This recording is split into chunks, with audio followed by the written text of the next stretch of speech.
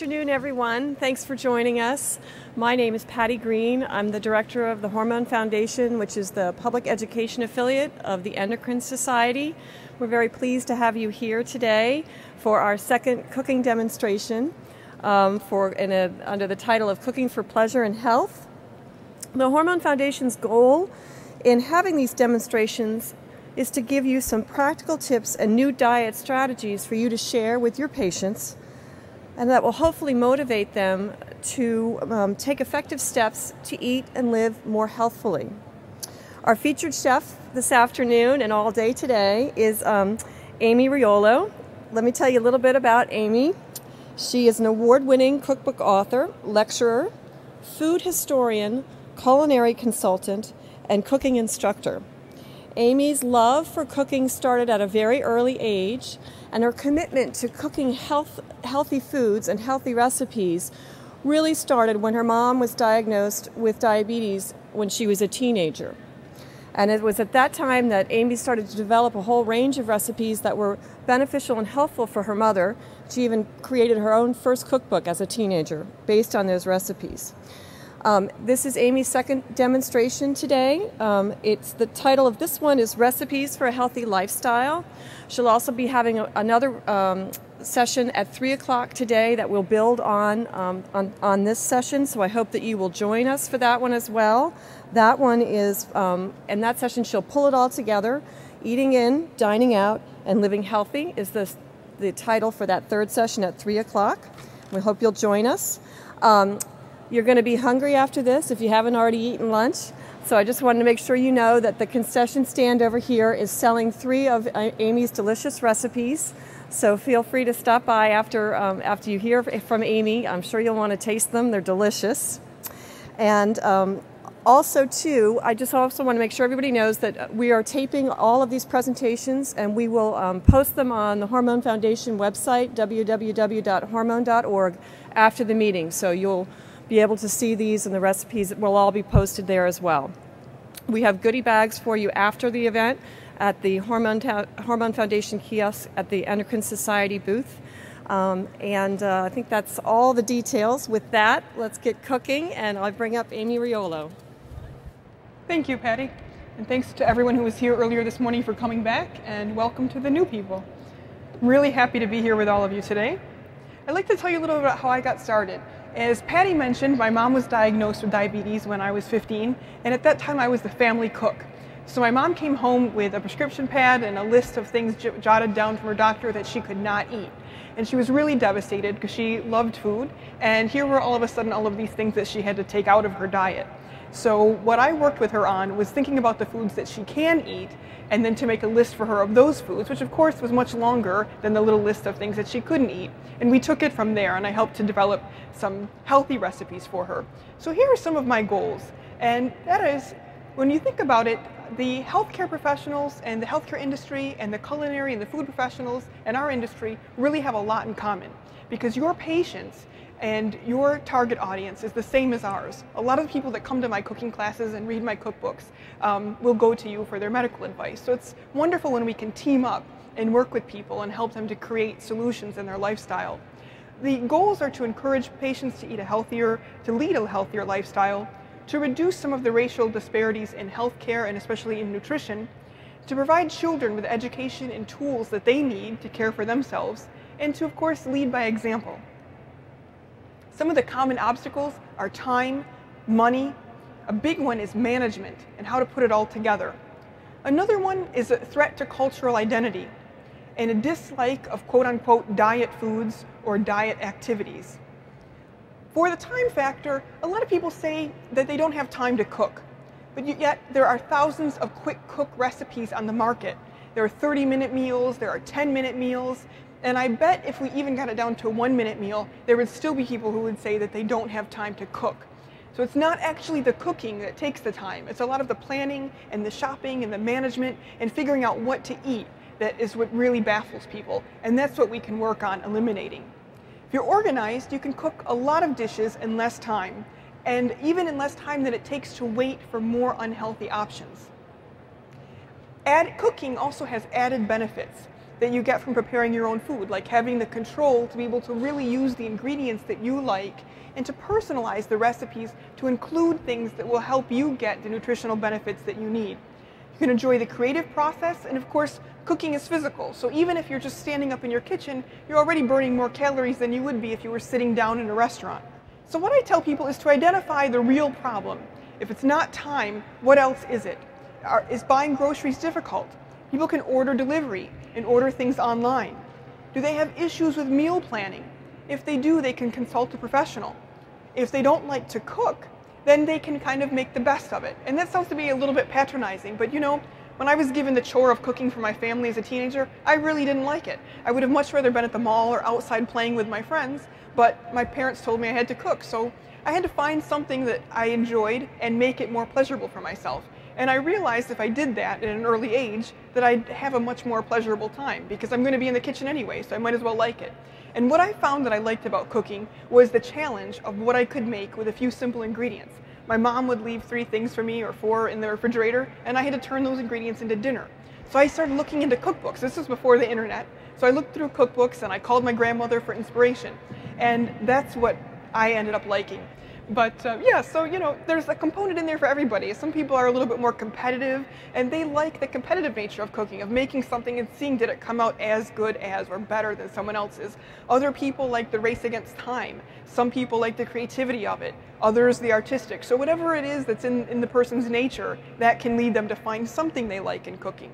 And when people don't know what to eat, of course, they can research the best options, and that's what we're about today. And the grab bag is going to have a lot of really good tips for people. Some people don't think it will make a difference. They haven't cooked long enough or enjoyed home-cooked food long enough to know the difference that would make in your life. And all I can say to that is they have to try it. And if they try it for a month, they'll really be able to see the results and they'll be able to enjoy the process. Another one of the issues in people for eating healthy is money. Good food, I say, is always worth the investment. If you can eat healthfully, very inexpensively, but you just have to know what to do. Some of the tricks are to buy in bulk. And the things that you can buy in bulk are the grains and the healthful beans and things like that. Very easy. They can be in your shelves for a long time. They have longevity, so you don't have to worry about throwing them out and replacing them. Also, seasonal fruits and vegetables are always less expensive than things that are out of season or things that come from far away. Beans, lentils, and whole grains have a lot of protein, but they're much less expensive, so you kind of get more bang for your buck when you deal with the beans and the lentils.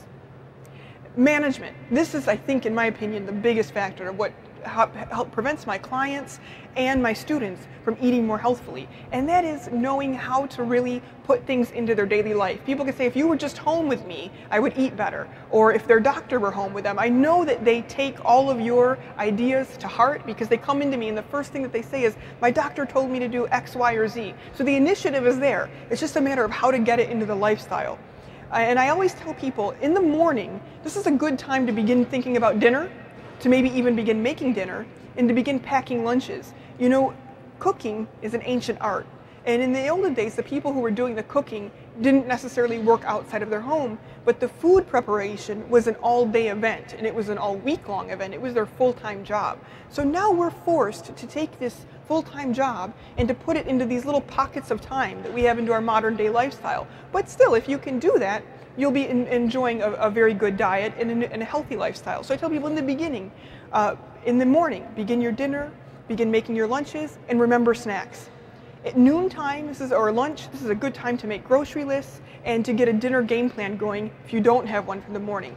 At nighttime, you always want to be planning out the next day, getting some ideas for inspiration, and use the weekends for your grocery shopping and to get a head start on cooking for the week. Recipes and changing recipes can actually change cultural identity in a lot of people. Recipes contribute to what I call a culinary bloodline, and this is something that food anthropologists use to talk about connecting to members of our tribes or our cultures or our ancestors through food. This is very, very important to everybody, but it's especially important to immigrant and to minority communities that may be having these family ties already threatened. So people that come as new Americans to this country, they latch on to those family recipes that they know. A lot of people may not have already known how to cook in their own home country, but they have to learn how to cook in America. And the foods that they may bring with them from their home country might be festive holiday dishes, which are delicious and wonderful, but as you know, the holiday foods are usually the ones that are full of fat and full of calories. So if you come to America and all you're equipped with is, in terms of recipes and being able to cook, are, great holiday dishes, what are you going to do Monday from 9 to 5? You want to keep your cultural identity, you want to be able to have those things on a daily basis, but those recipes don't necessarily fit in. However, you're not ready to go completely change your diet and change your culture. So there are a lot of great ways that we can look at specific ethnicities and their cuisine and be able to incorporate them into everybody's diet to make sure that we're all eating as healthfully as possible. Fast food is a big thing to consider. When we think about cuisines from other places, we often know and realize that they're a lot more healthful.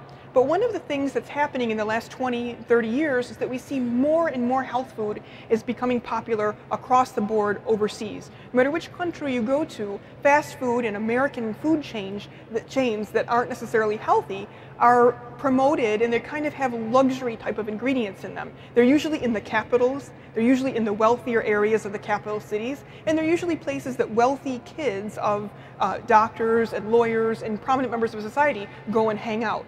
So by the time the immigrants come to America and they find all of this fast food everywhere, it's a lot cheaper, and it's something easily accessible that they can give their kids, that often becomes an inexpensive substitute. And it's a great option because it's easy on time and it's easy on the wallet, and it's something that people might remember from overseas as, once a month when we went to the capital city, we used to take our kids to such and such a place.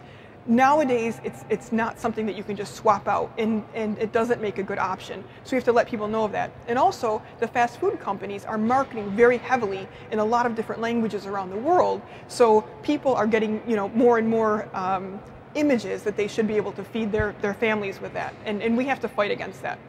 Some of the solutions are to find healthful, culturally appropriate recipes, and every culture has tons of them, so we're lucky. We can also, of course, educate our customers and our patients and our clients that fast food is not a great alternative. We can explain how a change in lifestyle in America, like cars, more sedentary lifestyle, and a less active physical pace, makes it necessary for us to take on an even healthier diet than we may have in our home country. Cooking, shopping, meal planning, and gardening, in addition to being maybe what some people would consider chores, nowadays we can switch that mentality and we can look at all of those activities as opportunities for people to spend time at home with their families. When I was a kid, those were our family activities. And nowadays, for new immigrants and for everybody else, they can continue to be important family activities. The other thing I mention to people is that they should become familiar with food history. There are so many great stories in food history and ways for people to connect to their culture just by knowing a little bit about the history. Kids love it. It gets a little bit more of the excitement factor in the kitchen, and it helps to bring them in the kitchen. And in the next session, I'm going to talk at length about kids in the kitchen and how we can use these cultural identity and food history as a way to get them to help us out in the kitchen. Food is an important part of personal and family life regardless of our ethnicity. And we need to get everybody on board. So if you're cooking for a family or your patients are cooking for a family, it's great to let them know that this isn't just mom's healthy diet or dad's thing that he's doing because he had a bypass last year. This is something that we can all do in baby steps, and we can enjoy it, and we can really transform our health. And introducing new foods from the same cultures is also very important, because people, regardless of where they're from, might not know about every single ingredient from that culture, or they might not know about some of the new health breakthroughs. So we can help to educate them on that. Here are some pieces that we can take from the Asian cultures. Some of the traditions to honor across the board in all Asian cultures are homemade vegetable-rich soups. No matter which country, which language, which religion, these things are kind of the mainstays. Some vegetable-based stir-fries that you can find. Very easy to make, very quick, very inexpensive. Large amounts of fresh fish are usually eaten. They usually have a wide range of nutrients available at each meal through a lot of diverse ingredients. And people can eyeball, just walk into a supermarket, walk through a farmer's market, and be able to tell how they can get a lot of different vitamins and minerals just by looking at the color of foods. A red, a purple, a green, yellow, these all have different sets of nutritional values. So by just taking some different colors, people will be able to expand their nutritional repertoire. Some of the new ways that people can use traditional Asian ingredients that they might not know about are by incorporating rice flour. Rice flour is a great substitute for all-purpose flour. It's a good gluten-free option. Seaweed, tofu, and Korean kimchi all have healthful properties. They also have a wide variety of vegetarian dishes. So if people are looking for ways to eat less meat, they can just go to a switch of some more Asian-style cooking and discover easy ways to use vegetables. Also, the Indian and Middle Eastern communities use a lot of lentils, and they're really nutritional powerhouses for the protein and for the healthful ingredients that they offer. They're inexpensive and they're very easy to make. We can also swap out brown rice for white, and we can use green and white teas, which have a lot of antioxidant powers. Soybeans, bean sprouts, and cabbage are common in a lot of the Asian countries, and they're also very healthful ingredients. If we look to the Latino community, there are also a lot of things that we can benefit from. The first one being the large amounts of produce that are used. In a lot of the restaurants, especially we know Tex-Mex, we know the Mexican, if you go to a Mexican restaurant, you might not think of produce right offhand. You're going to think probably about the fried tortilla chips and the refried beans and the sour cream and things like that. But if you actually go to Mexico or to any other Latin country, it's going to be all about the fresh produce.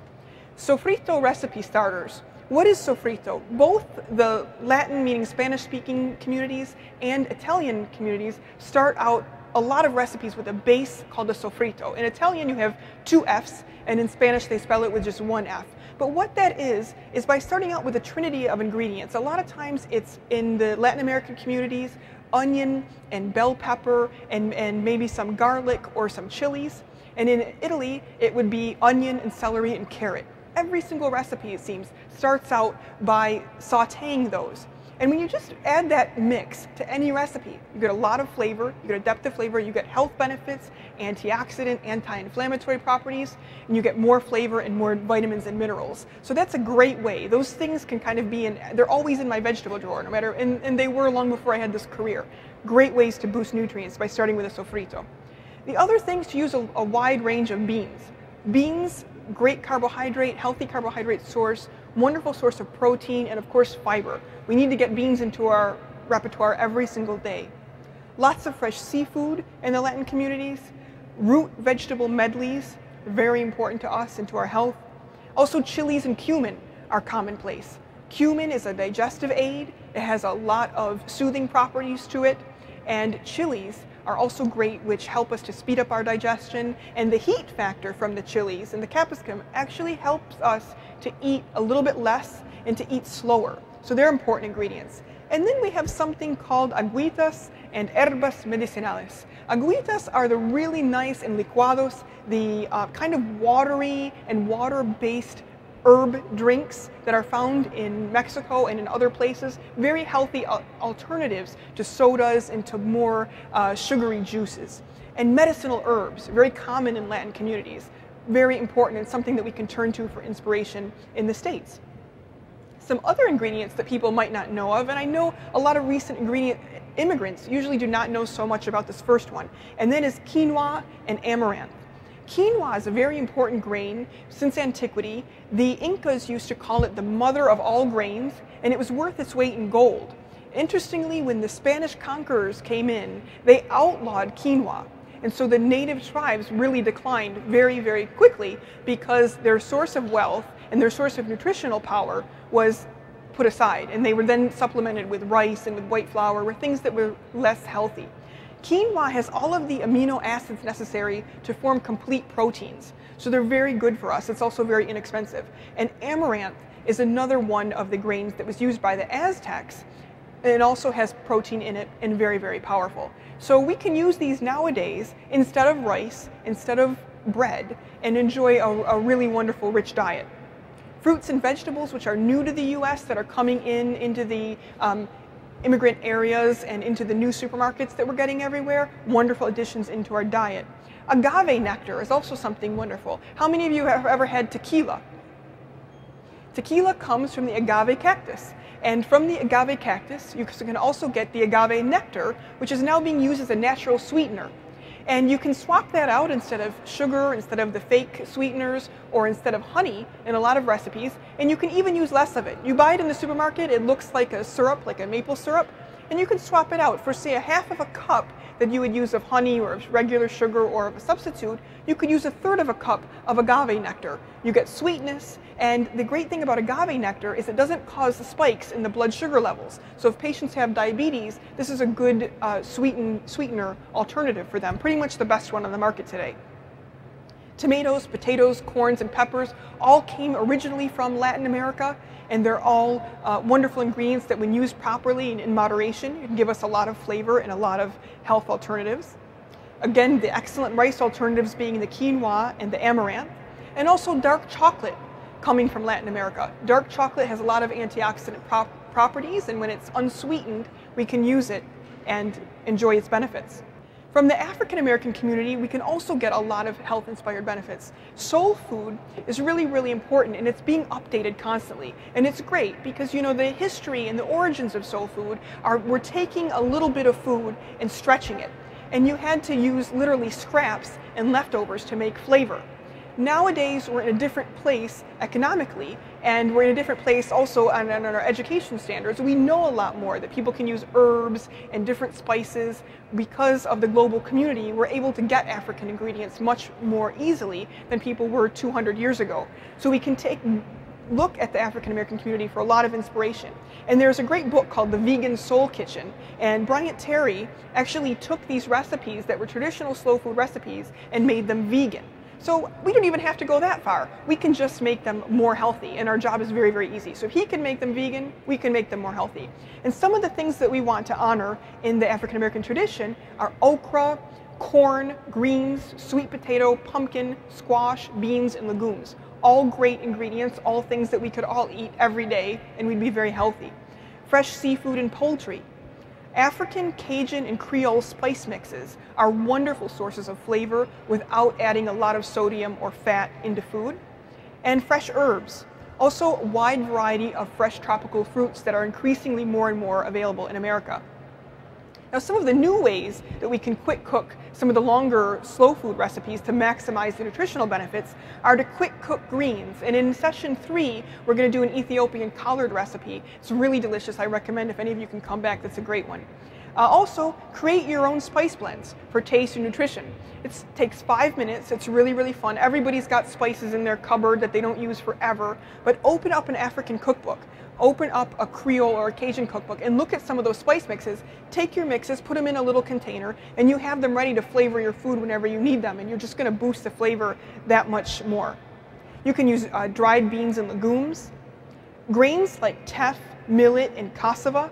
Teff is an indigenous grain to Ethiopia. It's wonderful. It's a high protein content. It's brown. You can get it at Whole Foods. And as people have more and more gluten intolerances, so they're looking to alternatives like teff to be able to take the replacement of flour. We'll see it more and more on the culinary scenes. Millet is also a grain that's been around since antiquity, and it originally used by colonists as bird food, but it's very healthful for us, and we're going to talk about that a little bit more later.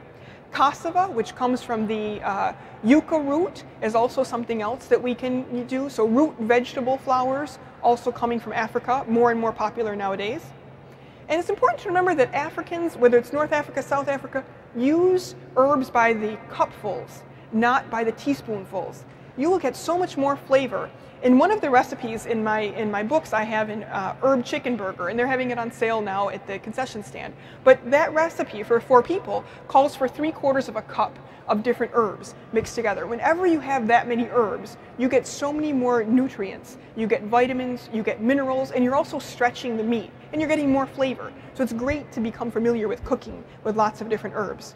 Also, hot spices aid in digestion, and they enable us to eat less because we get fuller more quickly when we eat things that have a little bit of heat to them. In Africa, a lot of almond and coconut milk is used. They're of course lactose free, they're very flavorful and full of healthy fats, so they're good for us to use in moderation. Black, green, herbal, and floral teas are also things that we can incorporate into our diet. A lot of people finally just have a general disdain for diet food. People think that diet food has to look like something on the left. They always envision it cold. It's always like a salad. It's never comforting. It's never something that you want to come home to. The dish on the right is a dish that I did, Moroccan roasted vegetable couscous, that I did for Cooking Light magazine a while ago. But whenever we portray, I think it's our responsibility, when we portray healthy food to people, we have to portray things that are cooked that look abundant. And that's very, very important, because when someone looks at something and knows that they can eat something in abundance, they'll be much more likely to do it than if they're just looking at something cold, something with a tape measure, something with a scale, or something in a teeny tiny quantity. So now I'm going to show you how to do one of the stir-fry recipes. And this is the closest thing we have to our wok. It dances a little bit on this induction burner, so don't be alarmed if you see it move around a little bit. That's normal. I'm going to start heating that up because our pan takes a minute to heat. And in here, I'm going to make my sauce. This is going to be a great stir fry. It's a sweet potato, broccoli, and pepper stir fry. And the secret to the stir fry that a lot of people don't know is just in the liquid. So I'm going to add a couple of tablespoons of honey. And then I'm going to add about 3 tablespoons of soy sauce. Soy sauce is really going to give us the depth of flavor that we want in that characteristic stir-fry kind of a backbone. And then I'm going to add some crushed red pepper to heat. If you don't like crushed red pepper, you can omit it. If you like a lot, you can put as a lot. Whatever you want, just to your own liking is fine. And we're going to whisk this up. And I'm just whisking it, the honey is a little bit thick, it tends to stick. So I'm whisking it so that we can break down all of the honey. And that's all. Then I'm going to heat my pan with sesame oil. And this sesame oil has that wonderful kind of a toasty flavor, and it's really going to help to coat everything in our stir fry. And if people don't have woks at home, of course they can use this in a large skillet. It will be absolutely fine. But I like to start out this way. Whenever you start this recipe, in about 2 minutes, your kitchen starts to get that really nice toasted aroma of the sesame oil, and you feel like you're there already. There's a great book on the market. It's called Mindless Eating, and it's by a doctor who's from my alma mater, Cornell University, named Dr. Brian Wansink. I highly recommend it for everybody, Mindless Eating. One of the things that he talks about in the book and that he did research on and studied at length was how we digest our food, how we eat in different scenarios. And he actually studied people who were able to smell food and to see it before they ate it, how they digested it, and then as opposed to people who just went in and sat down and food was brought to them on the table with no other sense involved, with no sense of sight or smell. And it was very different. The first group who had their food, which they could smell the aromas of it early and they could see it, they digested their food more properly and they ate less. So that's something to keep in mind. When you cook at home, we tend to forget about that, but you get the smell of the food, you get to touch the food, you get to the side of it, you actually eat less. And I know that's true in my own career. A lot of people ask me, how come you're always around food and you're always cooking and you eat a lot, but yet you don't gain that much weight? And that's exactly why. I'm around food so much that, I do 3 hours of prep work before I go and do my job. So being around the smells constantly helps me to eat less, and I feel full. However, on the days when I'm writing and I'm working on my books, I'm at the computer, there's no nice aroma around, I'm starving after like an hour, 2 hours. So I find it's personally true in my life, but research has actually promoted and proven that theory is true. So I'm just sauteing my onions here in the sesame oil. Onions are great for clearing away waste materials from our cells. So like I mentioned, the sofrito in the Spanish cooking or in the Italian cooking, you already start with the onion. You've got a good little base going on there anyway. And we want to get this nice and golden brown to your doneness level. It's fine. So the vegetables that we're going to be working with are broccoli, and then in here I've got red pepper and a sweet potato. You can alter this any way you want to make it go with whatever vegetables are on sale, whatever you've got in your freezer, whatever is seasonal. And that's the great thing about a stir fry. All of the recipes that are in our recipe packet today can all be altered. So I'm going to add in, these are my hard ingredients, so I'll go ahead, they're uncooked. I'm going to add them in.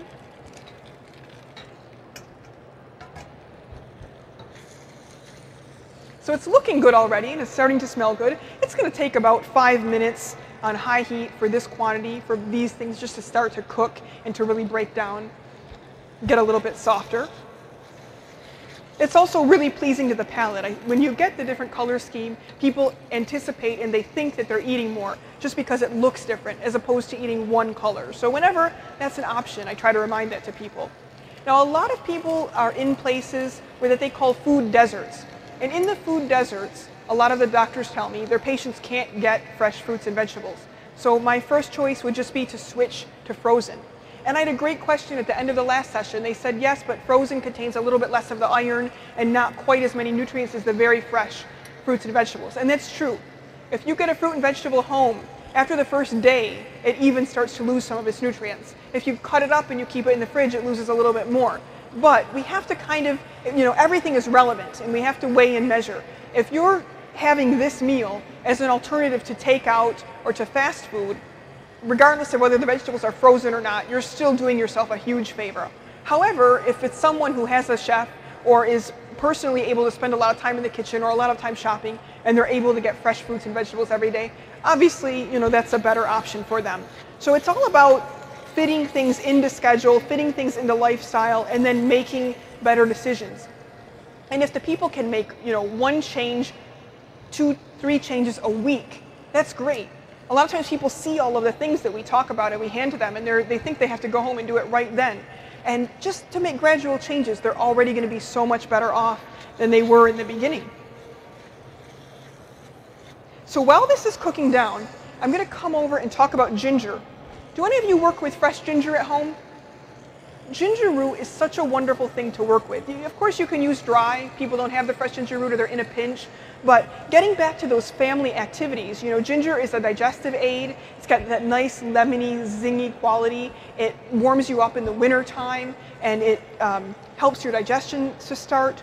So I tell people if they want to have fun activity with the kids, there's a lot of easy ideas for this online, but you can actually plant ginger root in a little pot and force it like you would force amaryllis or any of the plants in the winter, and you get sprouts very quickly. The kids love it, and then you have ginger. So if you say you can't get the ginger, that's all you have to do, and they have it. It's very inexpensive, and a little bit goes a long way. People can make it into tisanes and enjoy it at nighttime. A common thing that they do in North Africa and in the Middle East and all the way over to India is to make kind of a chai with some of the ginger and cinnamon. You can get pure cinnamon. It's a wonderful, wonderful mixture. And then to put it with some soy milk and infuse it or some water is a really great, nice alternative to coffee or to tea. So I'm going to let those go. And I'm going to talk a little bit about the amaranth and the millet pilaf. And this I had to make in advance.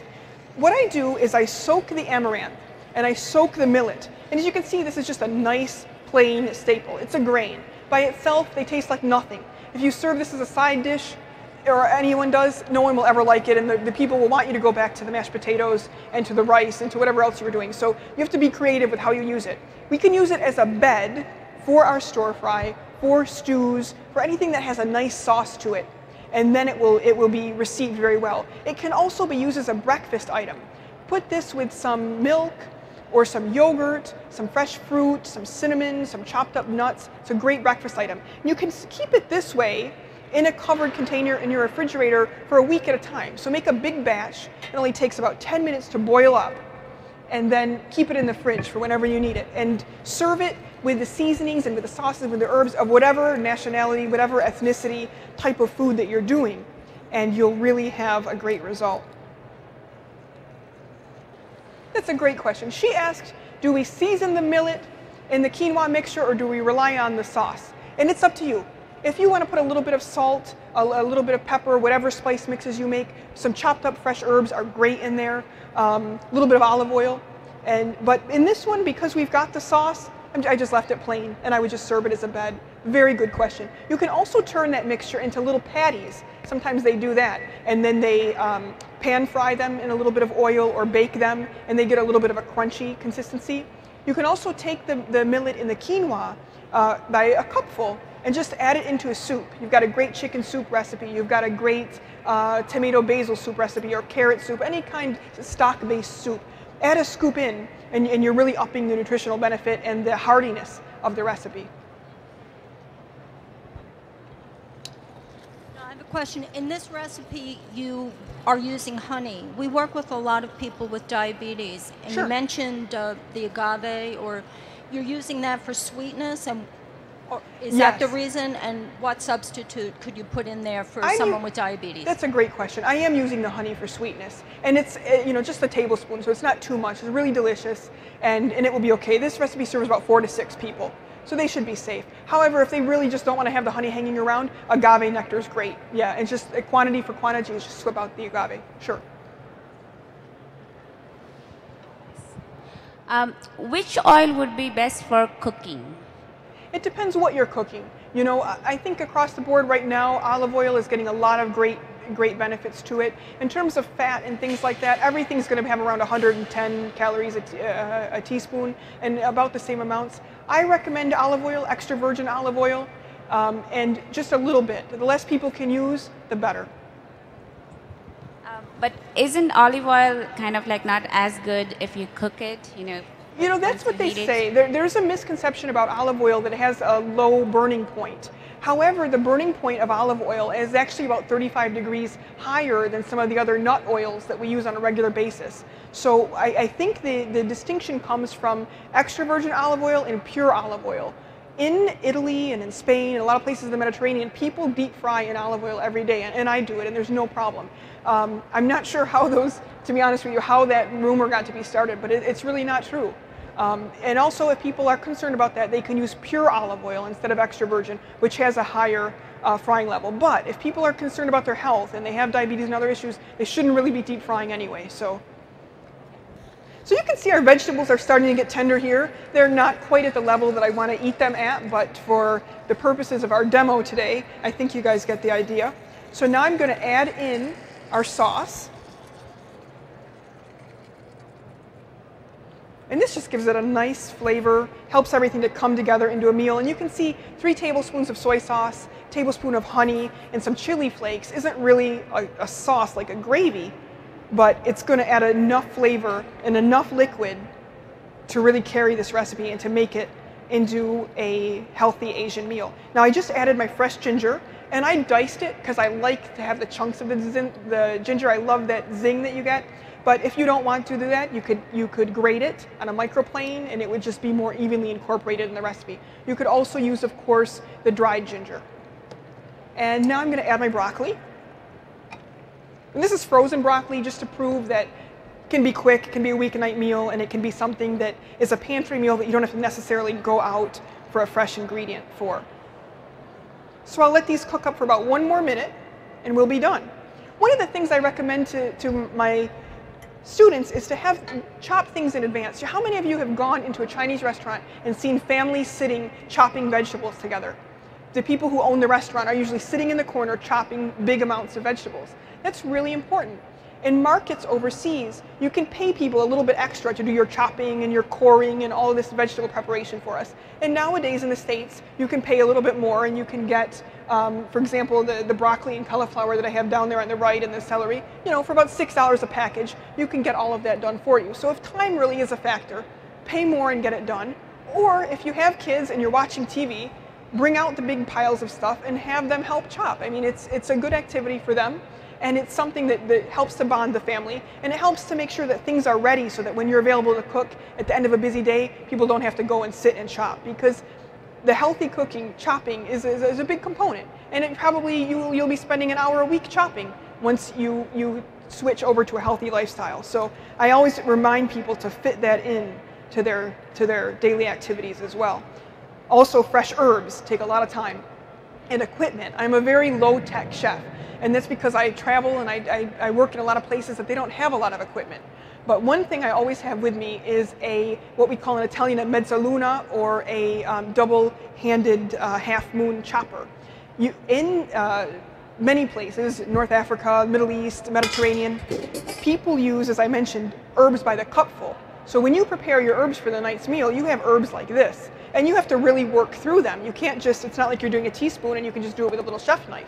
So you have to work through them. So these kind of tools help people and make your job much more quickly so that you can use a lot of herbs. A lot of the baby herbs have mineral salts in them. And they're great alternatives to salt, to sodium, especially baby dill. tell people all the time, put some baby dill in your mashed potatoes. You can use a lot less salt, and they're going to have a great flavor to them. And people will really like it and just think it's a great addition. So our stir fry is ready, and I'm going to bring over my bed of quinoa and millet. And we can just plate this up this way. And I always like to mound things high in the middle. I think it's really pleasing to the eye. It's, again, you think that you're getting a lot, and it's really not that much more. And so there is our sweet potato, broccoli, and red pepper stir fry. I'd like to thank you all for coming, and I'd like to remind you that we have grab bags back at the Endocrine Society, recipe packs, and you're welcome to visit my website. I have hundreds of cooking videos online. A lot of them are healthfully inspired. And feel free to come to session 3. We're going to do a really fun Ethiopian collard green recipe, and I'm going to talk about how I got some kids in DC really interested in collard greens. Thanks. We hope to see you back at 3 o'clock for Amy's final demonstration. And again, all of her demonstrations will be posted on the Hormone Foundation website after the meeting. Thanks.